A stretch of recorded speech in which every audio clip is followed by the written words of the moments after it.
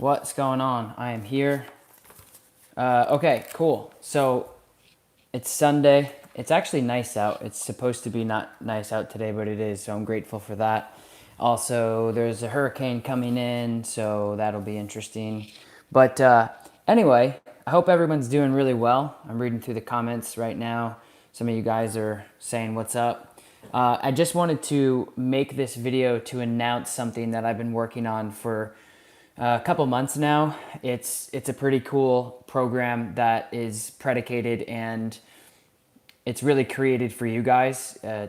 That's what we had the goal in mind is creating this for you guys, the people who are part of the No Bad Dog Army, and now you guys have an opportunity to actually join officially the No Bad Dog Army because we created this platform. So as people are coming in, we'll continue to talk about it. If you guys haven't yet, like this video in the comments. Let me know. Let me know where you guys are from. I'd like to see where you guys are all from. What up, Matt? Pennsylvania, Reno. What else? What else? What else? UK, Bronx, Ohio, Nebraska, Maine, Washington, California, Cali, Australia, Colorado, Maryland, Michigan, North Carolina, Florida, Wisconsin, Costa Rica, Scotland, Michigan, Sweden, Connecticut, Germany. Whoa, what's up? Now they're just coming in like crazy. Cool. UK. You guys, I'm coming over to the UK. I'm so excited. We're going to be right outside of England. And I'm really, really excited about that. All of the working spots are sold out, but we still have audit spots. I'll leave the link in the description after this video. Montana, California, Virginia. Cool. Awesome. Well, thank you guys for joining me. I appreciate it. So let's just jump into the things that we're talking about. So over the last, how many years I've been creating this YouTube channel slash other platforms, I guess. YouTube has been the biggest thing that I've been focusing on, mainly because I think that the most informative slash beneficial content for you guys would be right here on YouTube because it's long, full length stuff. So anyway, so I've been working really hard. We're at like over 400,000 subscribers, which is crazy. I'm so grateful for you guys, and this No Bad Dog community that we've built has been wonderful. There's a lot of very polarizing, just downright negative, mean criticism, things going on just in general, like not just in the dog training world, but just in general. There's just so much crap out there. And what I've tried to do and what I've tried to isolate myself with you guys has been to really create a safer place for us to learn from each other, not worry about doing reaction videos and not worrying about what this person said or what that person said. And I pride myself on that just in life, that I don't really care what anybody says about me or anybody else. I don't punch down. I don't punch up. I just continue to do my thing. And the reason why I do that is because as a community of almost 500,000 people on YouTube, which is very, very hard to do, which means this community is special. There's like 1% of people that make it past 1,000 subscribers on YouTube. We're like at 406, so it's crazy. So I want to just say that there's a lot going on in the world, and there's a lot going on specifically in the dog training industry that I try to remove myself a lot for, a lot, because it's just negative usually, and I just want to do my own thing with my own people, which are you guys. So we created this program called the No Bad Dog Members Club, and essentially, as you guys know, if you watch my older videos to where we're at now, we've hired a new videographer slash photographer full time. Her name is Abby. She's awesome. She travels with me all over the place, and she's been putting together the videos and bringing things to life for you guys on all social media platforms. I'm new on TikTok, so she's been putting stuff there. Obviously Instagram Reels, and of course here on YouTube. But when we train and we go out and train, we're training for sometimes 4 days, 3 days, but essentially we're training probably 6 hours a day. With in-person training and out-of-state training, me traveling places, and that doesn't include the seminars and things that we do. So basically, I think that a lot of the information that is not in the YouTube videos. So if we say we have 20 hours of footage, right? Well, what Abby and I are doing is we're putting together a maximum of a 20-minute video, right? So there's so much process and there's so much stuff that is not being posted online. There's so much stuff that isn't being posted to you guys. And so, I think that it's important for you guys to know the whole process. I think that you guys should understand the process more, and I think that it also helps you guys understand the process of what I'm doing and how I get the outcomes. Because honestly, like, I do feel bad that you guys aren't getting everything. We are highlighting everything as best as we can and putting out a video so you guys can learn. But there's a lot of things that are in between the sauce. There's a lot of things that are in between the cracks that you guys might not be seeing. So anyway, we created this No Bad Dog membership program. I'm going to link it in the description below. I don't know if you can tag links here on the comments, but if you guys do, you can do that now if you know what it is. So I'm going to link it. It's on my Instagram. I'm going to link it in the description below. But what this is, I want to talk about it for a little bit, is what this is. And I'll do some Q&A after this, you guys, so we can hang out and I can answer your dog training question. Any questions? Anybody wants to ask any questions? This is for you. I'm doing this video on a Sunday, on my day off, to hang out with you guys and go over this new program, as well as answer questions that you have about the program or any other questions relating to this bookshelf or your dog at home. But what this program is, guys, is essentially we're taking all of that stuff that we're not posting and we've put it on a actual online platform. So this platform is going to be, I think it's like $19.99. It's less than $20, around $20 a month. And I know that there's a lot of other programs out there, not just with dog training, but just in general. Everybody after the coronavirus kind of shifted to online stuff, and people have been doing that for years, which is great. I've never done it because when I do something, I don't want it. That's why I have two sponsors that I work with. I put my time and my focus and energy into creating content that I know you guys are going to enjoy. So my point is I don't want to be cheesy. I don't want to be, overpricing things. I don't want to be that type of guy. So what we did is we created a program that's super inexpensive and affordable. It's $19.99. All of that footage that you guys are not getting is going to be uploaded to that platform. Obviously, we're not posting the 4 days worth because there's a lot of burps, there's a lot of drinking water, there's a lot of in between. So no, you're not getting literally the card that we, take out, but you're getting the uncut version of every single process that we did, every single step that we did to get the result or not the result with the dogs that we're working with. And so I think that that's going to be hugely beneficial for you guys. And I know that a lot of people in the No Bad Dog Army, especially you guys who are dedicated and you want to learn more, and you like the information that I'm presenting and you like the way I present it, which I thank you for. There's a lot of other people out there that do very similar stuff to me, and you guys are constantly supporting me, and I really do appreciate that. So we've created that program. It's super. We easily could have priced that for a couple $100 because you guys have to remember, and I'm just being as transparent as possible because that's the type of person I am. That's why you guys are probably here. We charge at least $3,000 for me to be in front of you to train. And my point in by saying that is you guys are getting that information directly to your cell phone, your tablet, your computer for $19.99. There's a lot of people who could answer a lot of questions that they have in their own head with their process, with their dogs, I think, with this content. We also have a lot of people, and I appreciate you guys for this, that send us checks and send us money and ask about how they can support and ask about all sorts of different programs that we have for donations and stuff. And we don't have that. And mainly because I don't think it's right. I don't think it's fair. I mean, I do have a, one of those Patreon accounts, but I don't post anything in there. And I still have people in there supporting it because they just want to support the No Bad Dog movement, which I appreciate. And so we created this program. We are over delivering on this price, but I wanted to talk to you guys about it, introduce it to you guys on this platform because YouTube is, the platform that I spend my most time in. It's the platform that I've built the No Bad Dog Army in.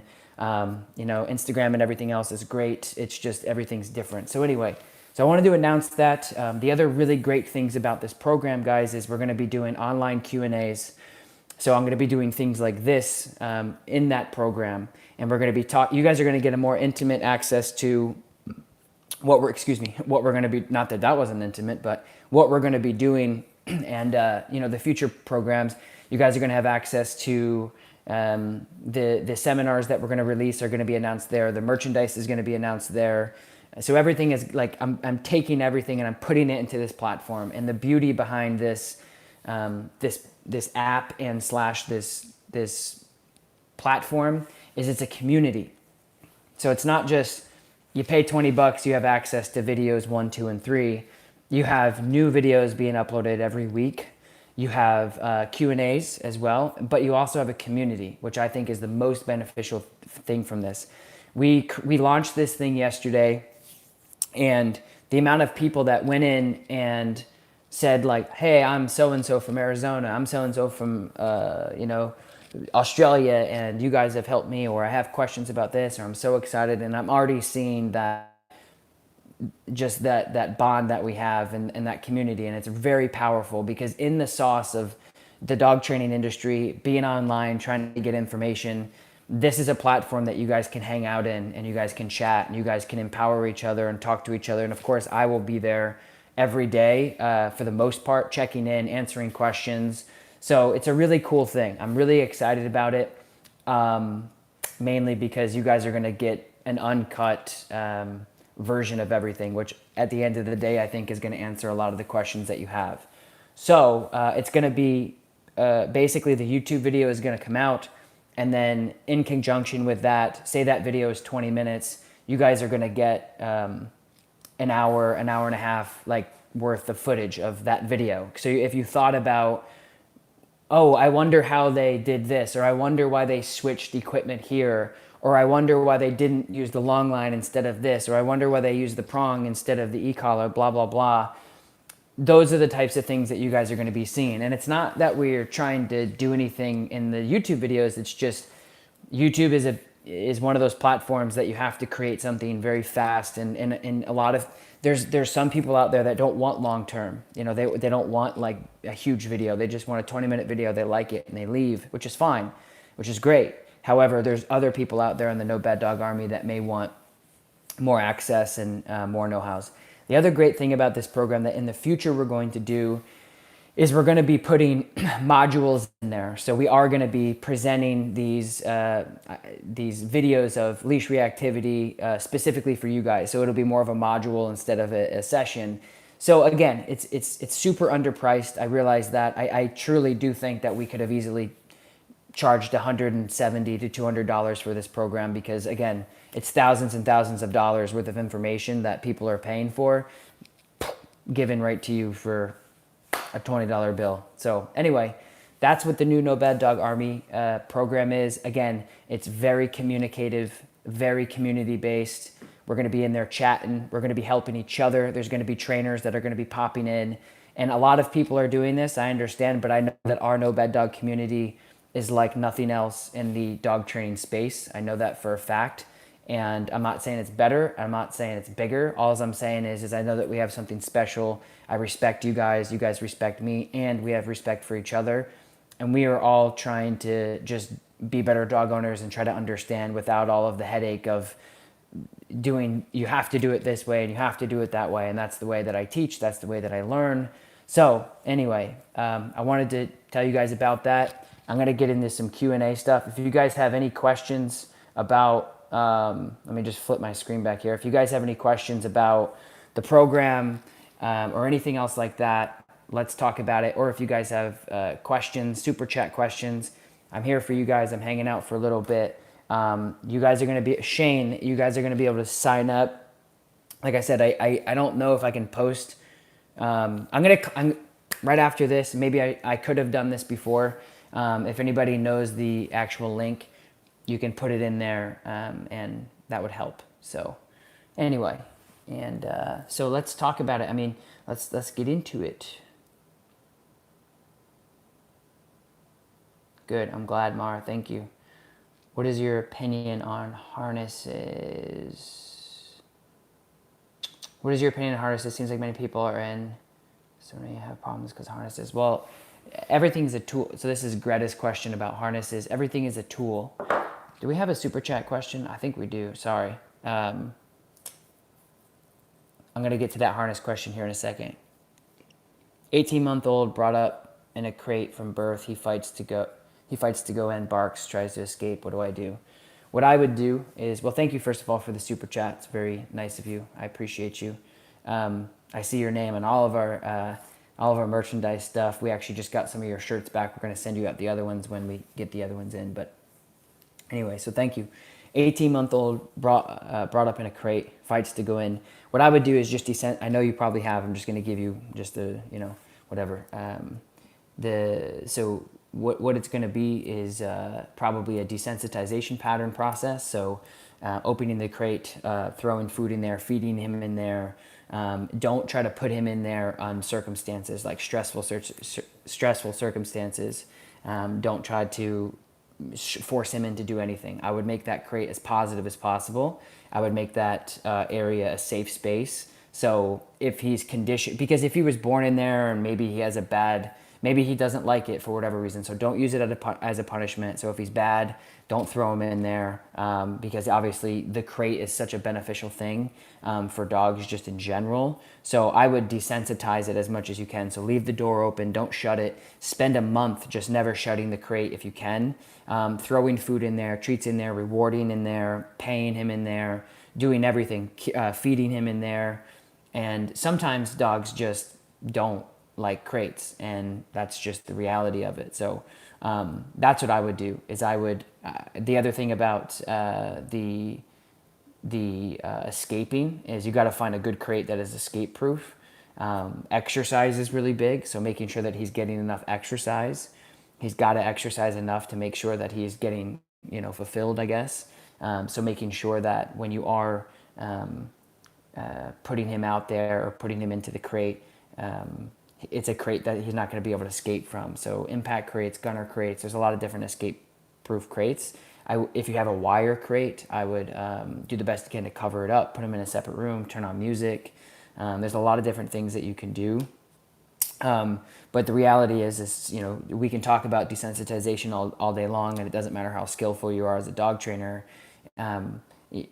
Sometimes dogs just don't like crates, and you have to just do the best you can to, like with kids. Some kids just don't like vegetables when they're young. You just got to go through it. You're like, hey, you need this.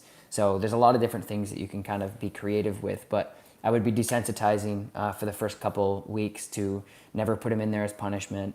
Always put him in there with food or some sort of reward. That's what I would do.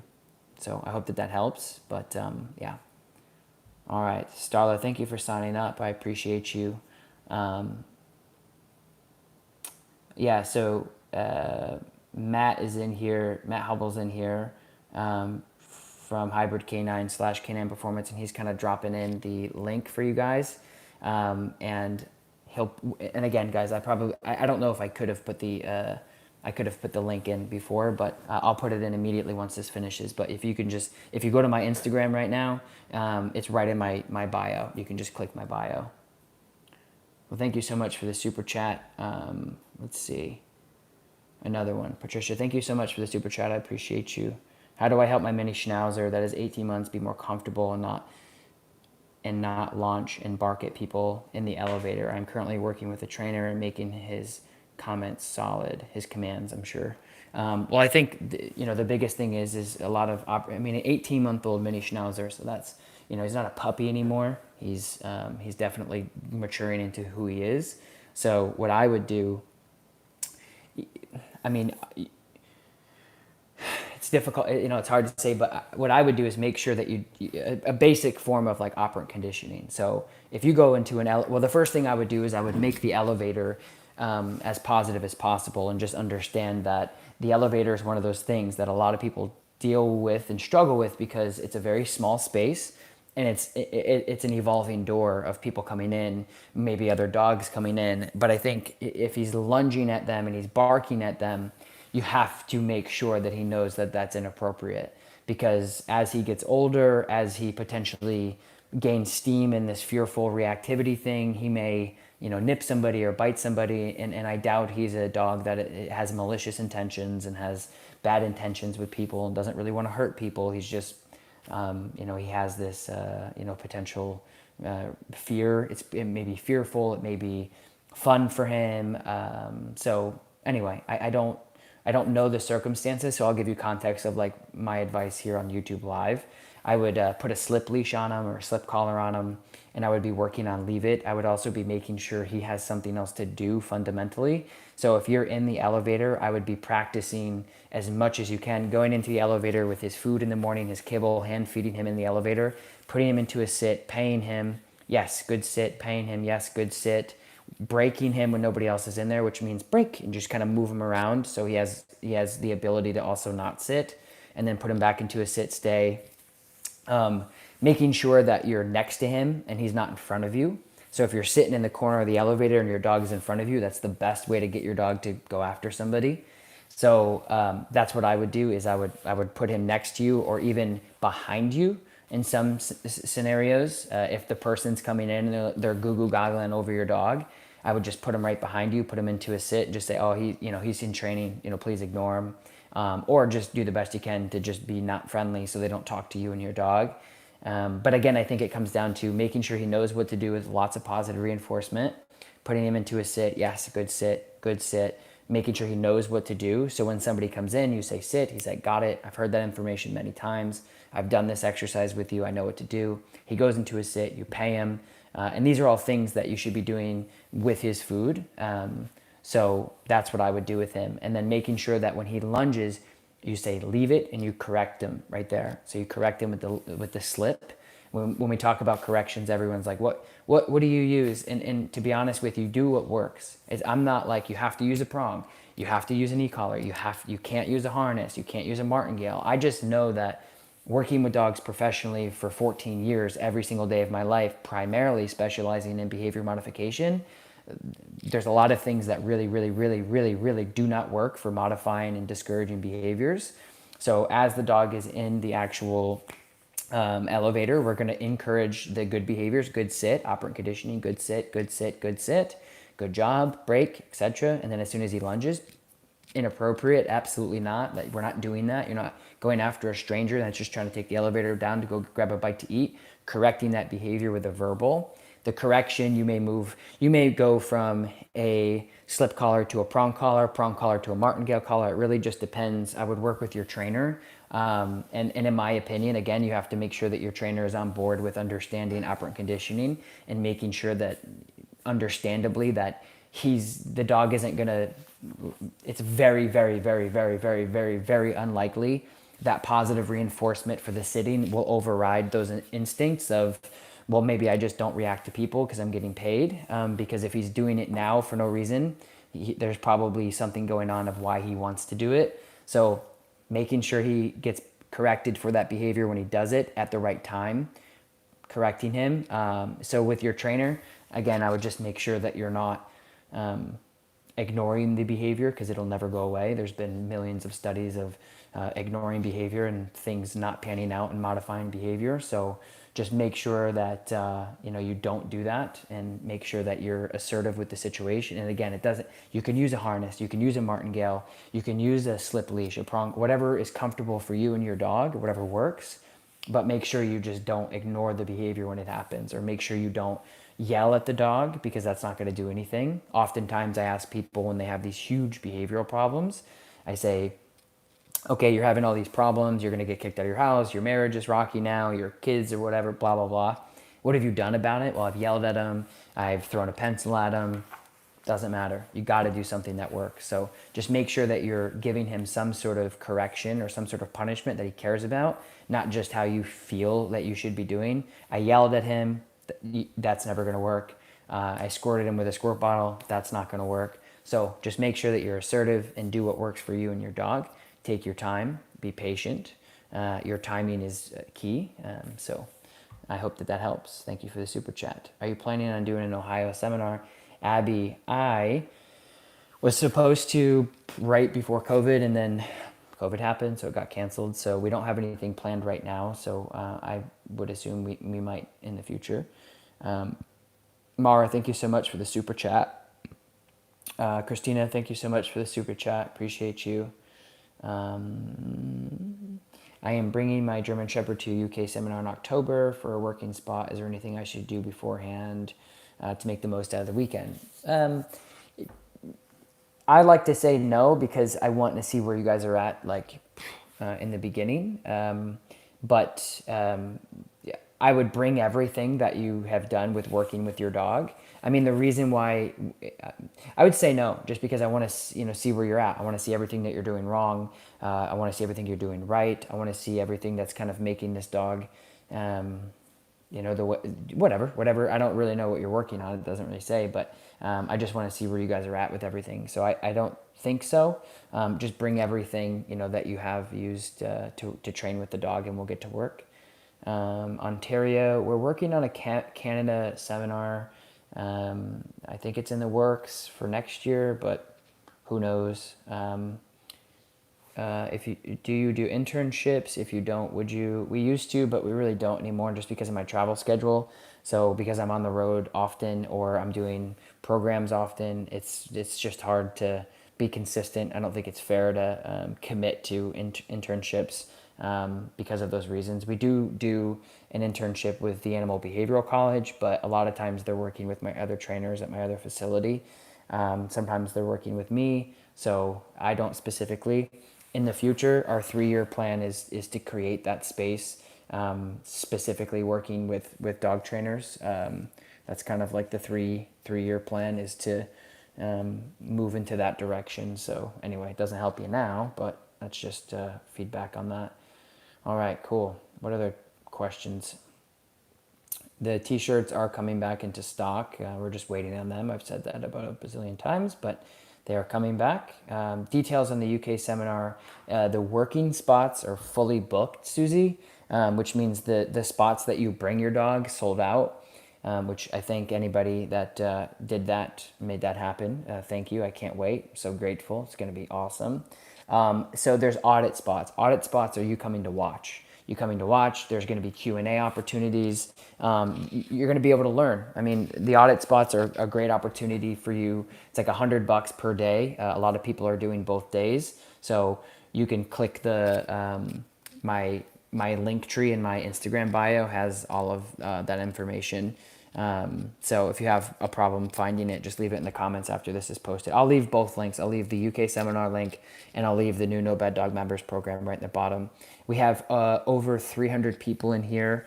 I'm going to take a sip of water. Guys, do me a favor, like this video, or not.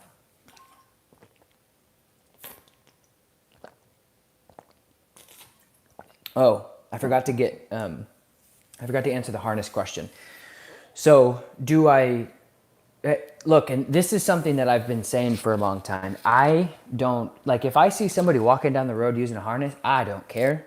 If I see somebody walking down with no leash, I don't care. If I see somebody walking down with a prong collar, doesn't matter. I don't care. It doesn't matter to me. I think here's something that I should say, and I may have said this before. I primarily work and deal with behavior modification cases. I deal with dogs who are on their last hope from their owners. I deal with dogs who have bite histories. I deal with dogs with fearful reactivity, potential dangerous issues. I deal with dogs who, that's my niche. That's my format. That's what I deal with. So yes, you do see a lot of tools being used in a lot of the videos that I work with because of that. I don't use them in everyone. Tools do not need to be applied, meaning for me. But anyway, so remember that when you guys are watching my channel, you're probably getting a lot of information about dogs, I would assume. But remember that every client that comes in, if you look back on every single video I've ever done, 97% of them or more have been behavioral modification oriented. The dog has a bite history, the dog is aggressive, the dog is trying to bite me or other dogs, etc. So with that being said, tools, some sort of tool application is being used because of that. Now, if I was a channel that did puppy obedience and I said sit and I said, no, that's a bad sit, and I just was talking to the dogs the whole time and not giving you guys a lot of information and not yielding results within the time frame that I have expected results time that I need to have in, because you got to remember that the dogs are coming in that I'm working with we have a couple hours to get things figured out, not fixed but figured out. So I'm not doing videos on a six session process. You guys are getting a 20-minute video over a course of 2 days, and then the dog goes home as you guys see at the end of the video. So my point is remember that. So when you're watching videos of me and you're doing these things, just remember that the tools that I'm using are usually predicated off of the owner having a really bad relationship with their dog first off, because they came all the way or they flew me all the way, so it's really bad, and or the dog is also in a bad situation. So I urge you to please understand that, because I think a lot of people don't understand that, oh, there's another tool being used. Well, of course there is, because these dogs that are coming in are all the same for the most part. They're all dealing with the same thing. So you're going to see very similar techniques and very similar things. That's my niche. That's my specialty. That's what I love to do. So my opinion on harnesses is if they work for you, use them. But again, like I said earlier, I have found in my experience, not my personal experience, my dog owners coming in as clients, thousands and thousands and thousands of them, the harness has not been effective for them and their dogs. So if you use them, awesome. I'm never going to care or say anything about it. I always just ask people how they work for their dogs, and they usually say they don't at all, and we switch. So that's my opinion on harnesses. If you want to use them, great, awesome. There's a time and a place for them. I use harnesses in protection work with my dogs. There's always a place for that. So can you do videos with small dogs? The thing is, Kimberly, is I don't pick my videos. I put out videos that dog owners bring me. So sure, bring me your small dog, Kimberly, and I'd be happy to do a small dog video. And we got a super chat here. Thank you, Julia. My 2.5-year-old Border Collie mix is highly afraid of wooden floors inside the house. Do you think it disappeared. Do you think I can help her if I take her everywhere with me inside? Only works with a prong. Yeah, you can help her. I would just say don't force her to do anything. I think that there's a fine line between making your dog do something and not letting them escape from something they can do with confidence. So just make sure that I would be desensitizing. I would go on one end of the room, the other end of the room, and recalling her, et cetera, et cetera. So yeah, absolutely. I think that you can desensitize her to it, but you got to remember there's just going to be a time and a place where she may just not like wooden floors because she slips, or I've had dogs where they've slipped once and that's it. And so anyway, I think you can support her and kind of move her around and help her with the desensitization and the confidence building stuff. So the other thing, good point, Terry, is just using like different rugs, kind of making like a little obstacle course of like a little rug here and then her being okay and then going on the floor, and then so it's a great point. That's what I would do too. It's good, get creative with it. But yeah, I think you can. I think if there's something that happened where maybe she fell and now she's like, hey, I can't do this, then there's obviously there's room in that area to also like flip it back and say, hey, you've done this a lot without anything negatively happening. So anyway, hope that helps. Thank you, Catherine. Could you make a video about breeds and give information about getting a puppy? Maybe. We actually did a pilot for a TV channel on that, and I'm thinking about releasing it on YouTube. It's pretty sweet. What's up, Katrina?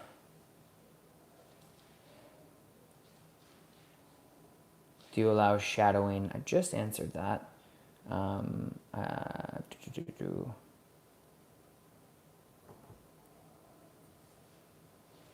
gonna go let my dog Lola out really quick. I'll be right back and ask some questions. I'll BRB.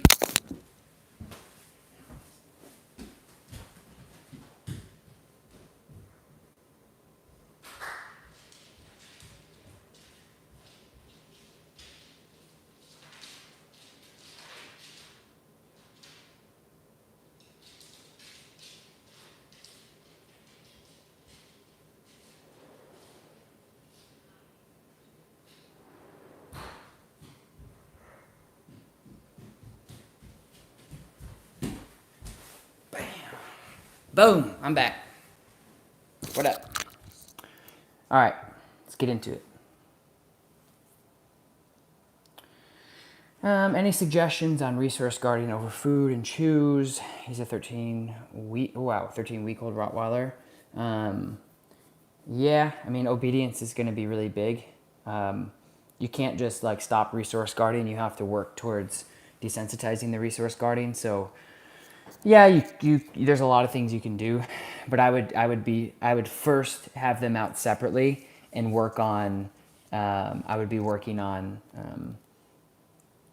obedience separately, making sure that they're not in each other's space constantly. Um, Resource guarding is a very dangerous thing, so I can't give you exact advice on what to do because it's not fair. But I think just making sure you have good obedience. Like we had a lady come in for our out-of-state program last week, and she had two Jack Russell Terriers that were fighting. She had no obedience. Obedience is control. Control is communication. Communication is the way that you talk to your dog, if you will, the way that you interact with your dog. If you don't have that, there's not much you can do other than have your dogs live with you as a roommate. If you don't have good obedience, it's not good. So I hope that helps. I would be working on obedience, place command. I would be removing anything that they fight over. It's not worth it. Yeah, but they love bones. Doesn't matter. It's not worth them fighting over. Patricia, thank you for the super chat. If the high value treat doesn't work in the elevator, what other approach do you recommend? Well, again, like you have to, it's a great question. If your dog doesn't like the high value reward, that's fine. Like the reward for the dog is the cherry on top if they do well. It's not what predicates the behavior. That's just saying like, hey, if you do good, you get this. If they don't want food, then that's okay. They should still sit and they should still leave it or they should still stay. So you just have to make sure that your obedience is on par. So it sucks sometimes when dogs aren't motivated by something, but you have to just realize that you have to move on and say, okay, fine. If you don't want to get paid, that's fine, and you can pay them with your verbal cues. But still, there's got to be some sort of punishment for like it's like anything else. Think about it like this: is you're my dog. I want you to sit here nicely. And if you do, I'm going to pay you. No, I don't want that. Okay, fine. You don't want that? That's your bad. But if you react, you're still going to get punished for it. Like you still can't do that. So you just have to have that in mind that you can't let your dog control your life. You have to take charge because they don't want you to control. They don't want to take control. And obviously you don't want to live a life like that. So if they're not, if you, the same thing with me, like if I ask a dog to sit and I give them a piece of food and they don't care about it, I don't care. I move on. I say, heel, good sit, good place, good down. That's it. I don't get so caught up in the what the reward is. Just if you can apply some reward and motivation, do it. If you can't, that's on them. So it's not a huge deal. Why do you use the Dogtra collar versus the mini educator? The big reason is because I started off with Dogtra. The other thing is the educator in my hand. I don't like the circleness to it. I like the I guess the cylinder portion of the Dogtra. It's more comfortable for me. Dogtra is also a lot easier to teach dog owners because there's not, like, sometimes less is more, especially when you're giving a remote collar to a dog owner who has never seen a remote, so less is more. It's pager, continuous. That's it. It's not all these other things, lights and all that stuff. It's sometimes it's overwhelming, and I don't, there's a huge learning curve with remote collars. And when you're giving it to somebody who's never used it, I really want to make sure that the dog owner isn't overwhelmed. So that's my big answer to that.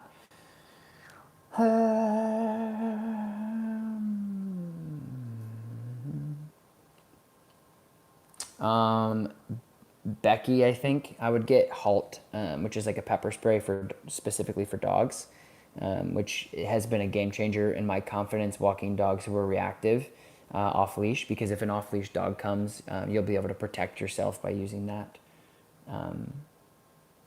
Can you use Dogtra e-collar along with an e-fence collar? No, but Dogtra does make a e-collar fence. We have another super chat. Thank you, Tiffany.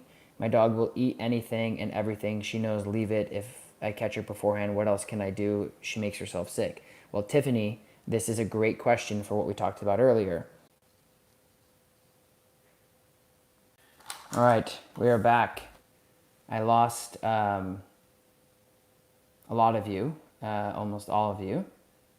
But let me know if you're still here. Let me know if I had a call come in, and I don't know how to stop calls coming in. I'm back. Yay. Anyway, I forgot what I was asking, what I was answering. What was I answering? I was answering. What was it? Was it a super chat? Sorry, guys. I had a call come in, and it ruined everything. So anyway, well, thanks for hanging out. For those of you who are still here, I don't know. The call just did everything. I just messed everything up. So that sucks. What I don't know what I was answering. I think it was an important question. Was it Patricia? Maybe Patricia. What was your second question? Because all my super chats went away, so I can't see anything anymore. Oh yes, thank you. Tiffany asked about the eating thing. Thank you, Johanna. So I hope I said that right.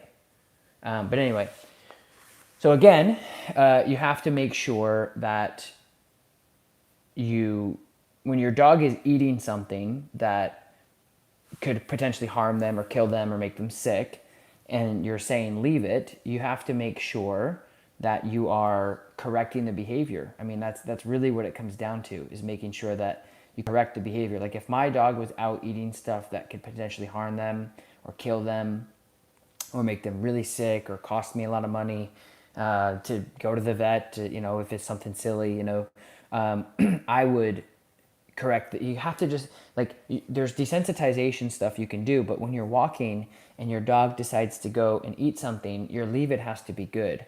So I would like to know in the comments what type of, when you say leave it, what type of punishment are you using for leave it? That's what I want to know. Is what are you doing when the dog goes after the food or whatever that they're going after that is harmful? What are you doing about it? Kansas City Chiefs, thank you. Yeah, that's a Kansas City ball signed by some guy. How do you look like without a hat? Like this. This is how I look out without a hat. This is what I look like without a hat. I need a haircut, basically. But this is it. I just like hats. Okay, I think you came in with I'm not sure how to punish. So I would just start off with a slip leash. So if you're not that's what I'm saying is, if you if you tell your dog to leave it and they know leave it and they go, I don't care about leave it. I don't care what you're saying. I'm not responding to that.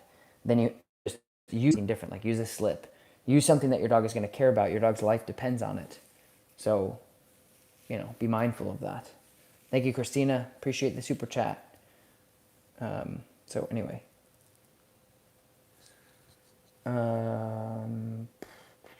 What else? What other questions we got? I know that we lost a lot of people because I freaking got a phone call.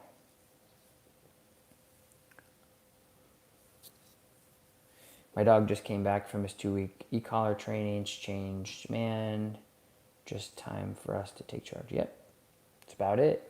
E-collar is awesome. Have you worked with a deaf dog? Yep.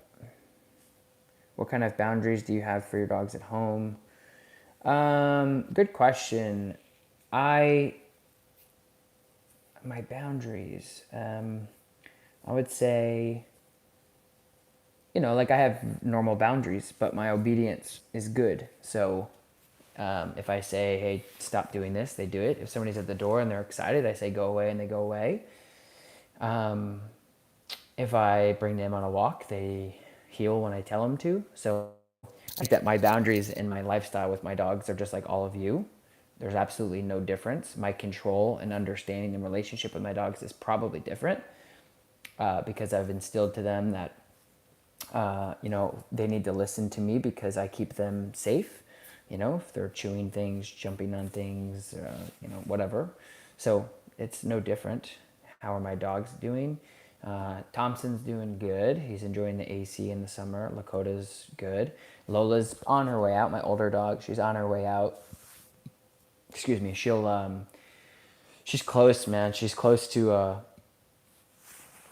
close. She's at the end of her road, which is bad, but I mean, she's like 17, 18-year old. I love her to death, but she's getting there. She's getting there. All dogs get there. It's just hard, to try to make that decision of like, okay, making sure she has a good quality of life, making sure she's still happy. So all my dogs are doing good. Like I said, Lola's on her way out. It's okay. You don't have to say sorry. It's a very normal thing for dogs to pass away, and she's lived a very great life, and I love her dearly. But I also don't want her suffering and all that stuff. So don't be sorry. I appreciate it though. It's she's lived a really great life. Should the leave it work with spray water bottles if not on a leash? Yeah, you could. If it works. I do it with my cat. I do the water bottle with my cat who's sitting right next to me because he's a savage. We started feeding my cat raw food. Now he gets into everything all the time. I don't know what it is, but so yeah, if it works, sure. I got a super chat. Thank you, Shane. I am getting a puppy on Friday and wanted to know where you would really start building the good communication. Great question, Shane. I would start with the food. The food is going to be huge for puppies. So a lot of hand feeding, a lot of engagement. So the dog looking at you, you paying the dog, all that stuff. So I think the first couple things I would be doing is I would start off with food engagement, hand feeding, building a good relationship, and then once you spend a couple weeks on that, you could do some leash pressure stuff, starting to work on that. Once the dog is a little older, but enjoy the puppiness. I tell people all the time, like start training with your dogs as soon as possible, but at the same time, training doesn't mean you're going to go out with a treat pouch and a leash and train your dog. I mean, if your dog is coming home at 8 weeks old, you don't have to go crazy. I'm training starts immediately though, with food delivery and engagement, getting your dog to, what I would do is get your dog to look at you and pay him from you, just a lot of hand feeding, a lot of, a really lot of engagement work. So that's what I would do is really work on the engagement, work on building that relationship, and normalize anything that your dog is going to do in the future. I think that that's another really big thing for puppies.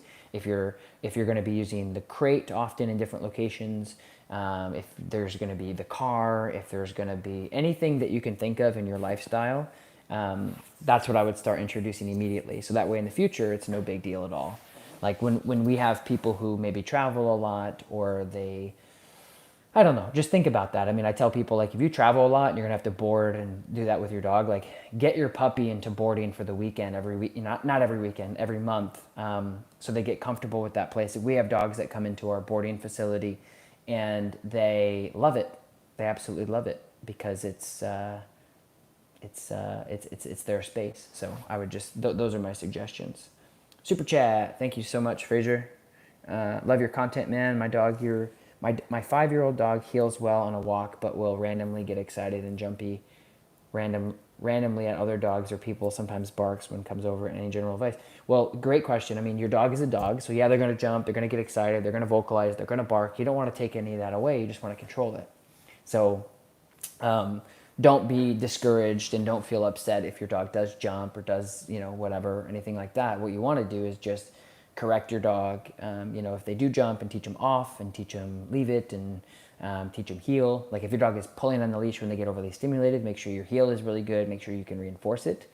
If your dog is jumping on people, make sure your off is really good and make sure you can reinforce it. So your dog can do all of those things on your terms.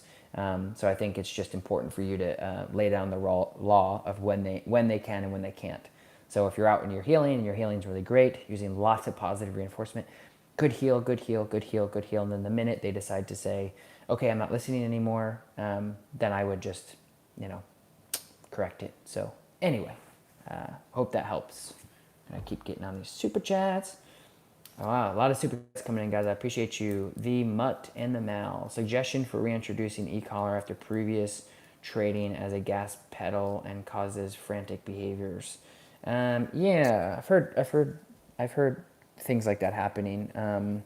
But I think just I think making sure that your e-collar. So really quick, put the e-collar on.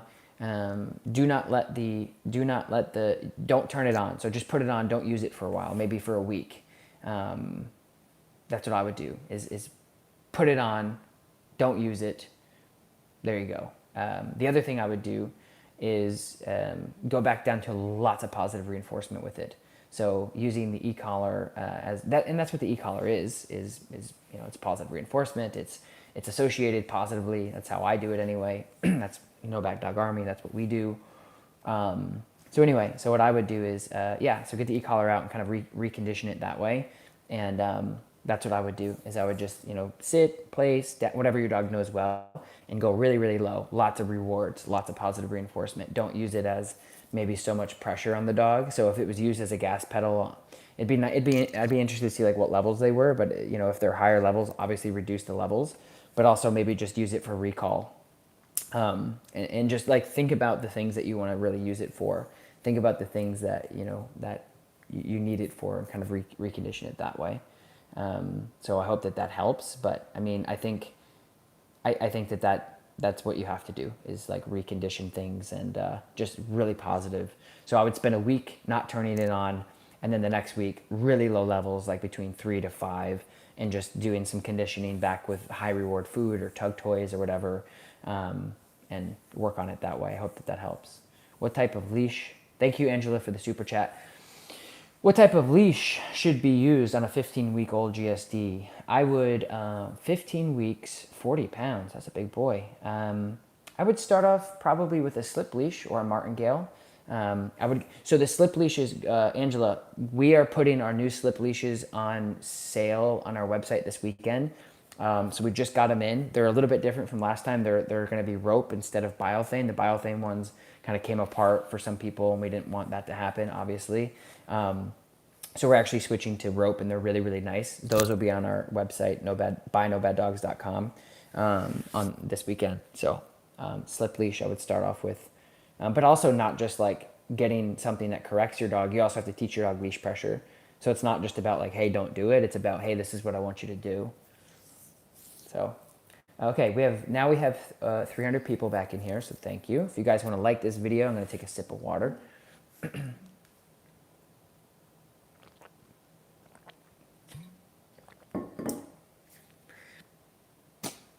All right, super chats. Sweet. The real red stripe. Thank you for the super chat, the real red stripe. I appreciate you. Is it worthwhile with an e-collar to rewind? Is it worthwhile train with an e-collar myself, or will I do more damage and need to be retrained? Looking for a 2-week board and train, but my pup has separation anxiety issues as well as allergies and meds. I would, you could. The other thing is you can have somebody come over and help you as well. So you don't have to do board and train. You can have somebody come over to your house and teach you the e-collar without that. So that would be like the first alternative. But yeah, you certainly could. You just have to make sure that you do your research. There's programs out there that help you introduce. I have a ton of free stuff here on YouTube that I've introduced so many dogs to the e-collar. But just take it slow, keep it low. Ooh, that's a good one. Is that my next shirt? Take it slow, keep it low. But yeah, you can. It's just make sure you don't go high. I would suggest hiring a trainer. Is it possible to e-collar train your dog by yourself? Sure. But the first thing I would do is, instead of the board and train, I would just hire somebody to come over. That would make more sense to me.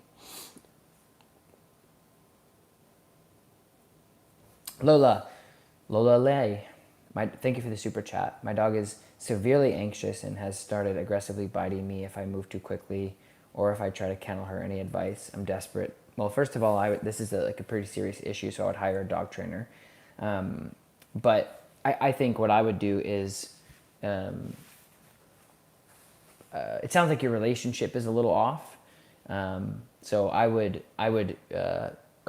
encourage you to work on your relationship.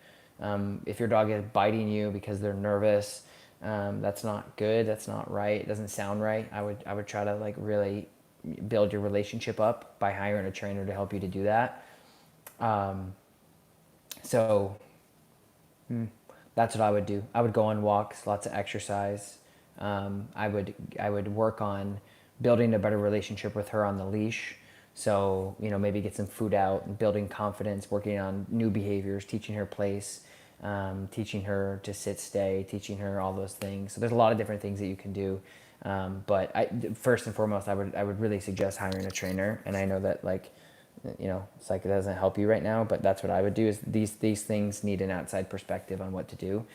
But if you want to work on it today, get her on a leash, bring out something she really really likes, and go out and teach her some new stuff. Teach her to place on something. Teach her to stay. Teach her to sit. Use lots of positive reinforcement. So that's what I would do, is start rebuilding your relationship that way. Brittany, thank you for the super chat. Is it realistic to get an anxious dog to ever be friendly towards strangers, or should we focus on not reacting and biting? She is doing better with your training videos. Just want a realistic goal. Well, thank you for watching my videos. It can be realistic. It just depends on how bad it is. But at the end of the day, Brittany, I think it's important for you to respect your dog's personality or behavior. Like if your dog is a really anxious dog, like by nature, innately, like they were born with it or genetics or whatever, and they're just like really anxious. If they're getting better and they're coexisting around people, I think that that's a realistic goal. I think that's a fair goal. Can I pet your dog? Nah, sorry, she's in training. Or, working on obedience and getting out. So I think, is it realistic? Yes. But the problem with it, Brittany, is the simple fact that the variable of it being successful is going to come down to people you don't know. So if you're out and you're like, yeah, she's gotten, he or she, sorry, I don't know, she's gotten a lot better with reacting and nipping and being, potentially aggressive or whatever on the leash towards strangers, take that as a win and be like, well, we couldn't do this earlier and now we can, but also realize that you've progressed. So you've gotten from here to here, which is great. But anyway, that's what I would do is really just like keep your expectations to realistic. So anyway, that's what I would do, is I would do the absolute best you can to, just pick out your battles of like, hey, my dog is great with people now being around, but maybe they don't want to come up and pet her, or she's not okay with that. But just realize that the success of that fear is predicated off of the other person, and maybe it's not fair to put that person and her in that situation. So if you had a fearful dog who is now coexisting around other people, awesome. I would just,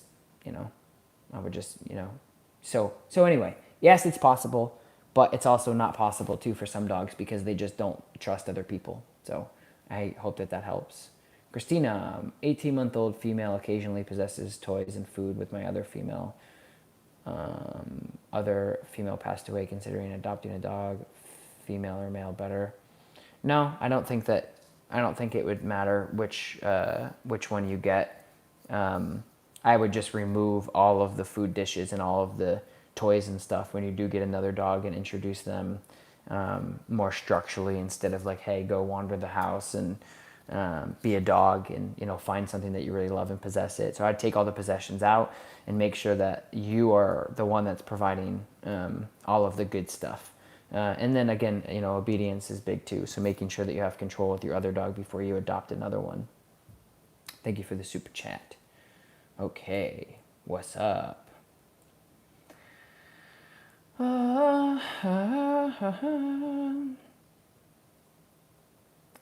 Melissa, I'm going to answer this question because I think this is important.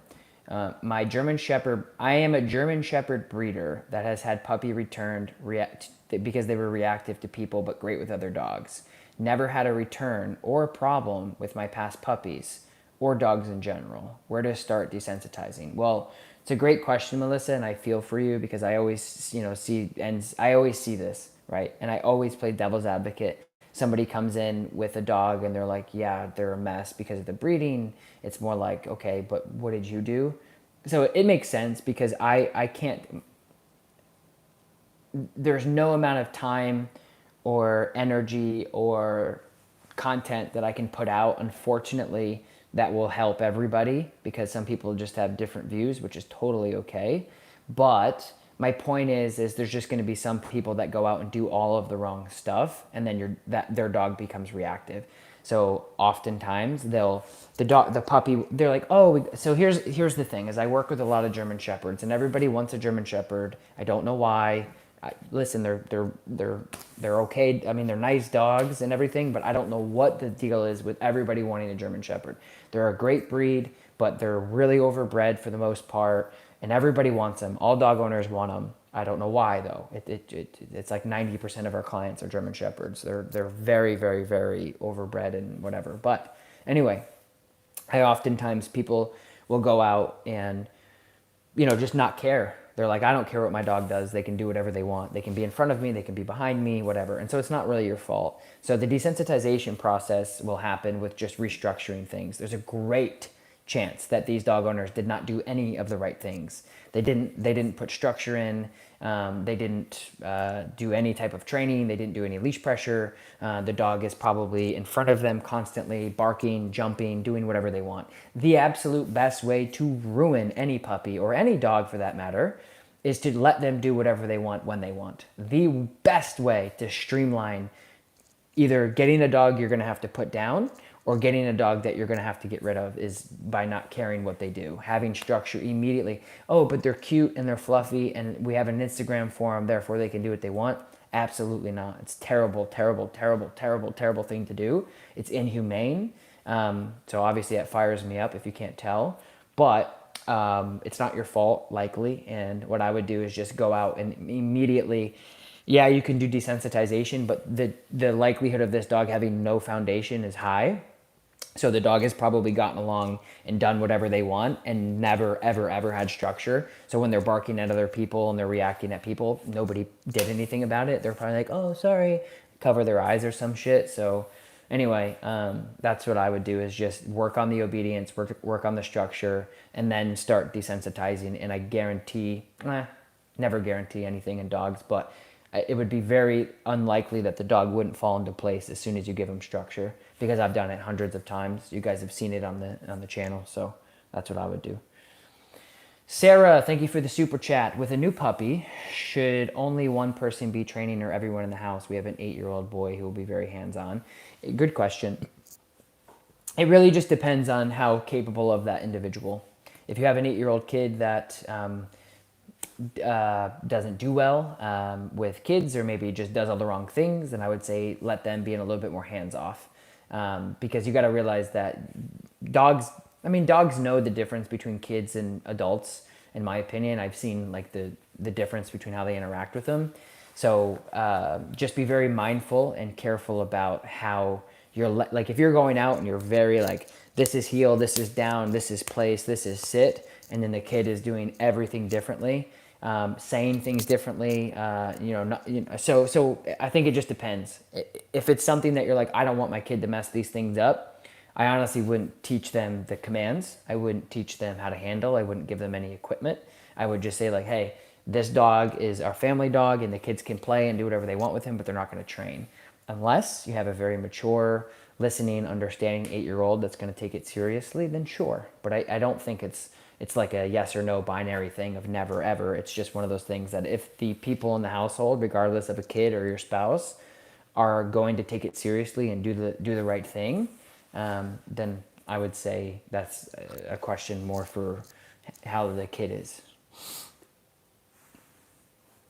How much would it cost for me to send you a video to show you how our 100-pound male German Shepherd is prey driven?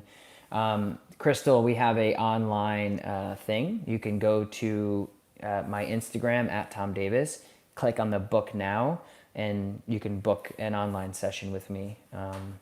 And if it says that there's no available dates, then you just have to refresh it every day, because we only book out for 2 weeks because of my schedule. So if there's nothing available, that means there's nothing available now. Maybe check again in the other week. So